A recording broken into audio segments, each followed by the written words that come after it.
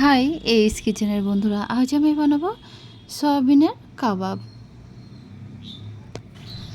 Soybean দিয়ে আমরা অনেক কিছু বানাই, কিন্তু আজ এই নতুন ধরনের কাবাবের রেসিপিটি চলুন দেখে নিই।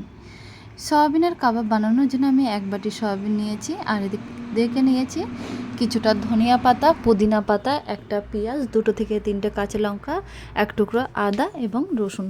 প্রথমে সয়াবিনগুলো কিন্তু সিদ্ধ করে নেব। তার জন্য একটা সসপ্যানের মধ্যে বেশ কিছুটা জল দিয়ে সয়াবিনগুলো দিয়ে বেশ খানিকক্ষণ 7 থেকে 8 মিনিট মতো সিদ্ধ করে নিলাম।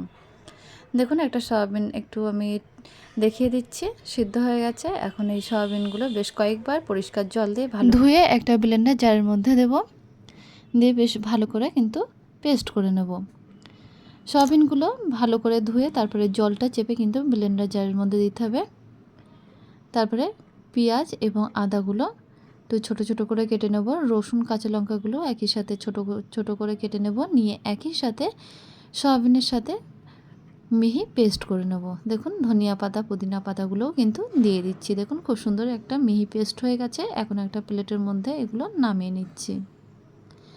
এখন এই সয়াবিন মধ্যে 1/2 চামচ মতো ছোটো 1/2 চামচ গোলমরিচ দিয়ে দেবো, 1/2 চামচ দেবো জিরে পাউডার, 1/2 চামচ দেবো হলুদের পাউডার এবং 1 চামচ দেবো কাশ্মীরি লঙ্কার পাউডার, আর 1 চামচ দিচ্ছি ধনিয়া পাউডার।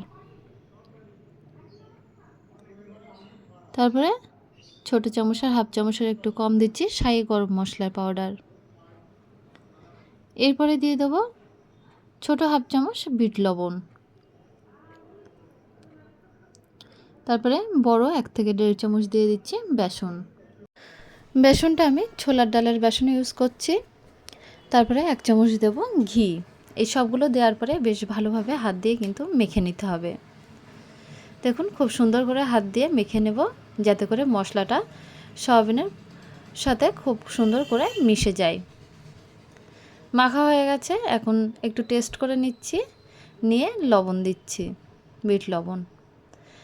এরপরে হাতে একটু জল লাগিয়ে নিলাম, নিয়ে তারপরে একটা পেন্সিল নিয়েছি। পেন্সিলের মাধ্যমে আমি এরকমভাবে কাবাবগুলো কিন্তু বানিয়ে নিচ্ছি। দেখুন, বেশ কিছুটা মিক্সচার হাতের মধ্যে নিয়ে এইভাবে পেন্সিলের সাহায্যে কিন্তু এরকমভাবে কাবাব বানিয়ে নিচ্ছি। তারপরে ফ্রাই করার জন্য মিডিয়াম ফ্লেমে একটি কড়া বসে কড়াইয়ের মধ্যে বেশ কিছুটা সাদা তেল দিয়ে গরম করতে দিয়েছিলাম।